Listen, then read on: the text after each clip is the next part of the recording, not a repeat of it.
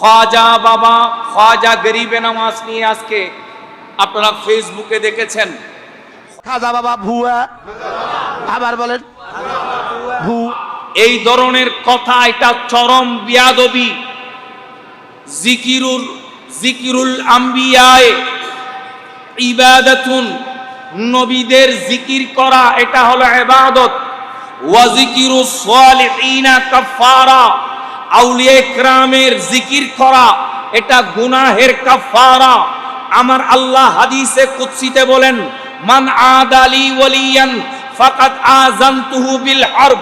যারা আল্লাহর ওলির শানে গুস্তাহি করে, বিয়াদবি করে, তাদের সাথে আমার আল্লাহ সরাসরি যুদ্ধ ঘোষণা করেছেন।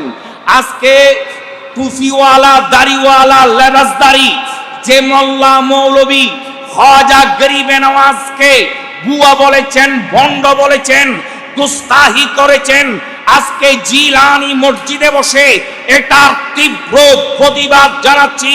খ্বাজা গরিবে নওয়াজ এই বাংলার জমিনে আসার কারণে, এই ভারতবর্ষে আসার কারণে আমরা ইসলাম পেয়েছি, মসজিদ পেয়েছি, কোরআন পেয়েছি, কালেমা পেয়েছি, আল্লাহর পরিচয় পেয়েছি, নবীর পরিচয় পেয়েছি।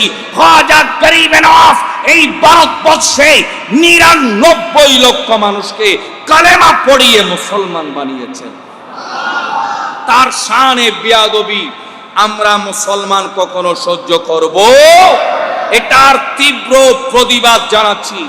খ্বাজা গরিবে নওয়াজ, খ্বাজা বাবা, খ্বাজা মানি প্রভু, খ্বাজা মানি মালিক, খ্বাজা মানি সরদার, খ্বাজা মানি সাহেব, বাবা মানি দরজা, খ্বাজা বাবা মানি প্রভুর দরজা, আল্লাহর দরজা।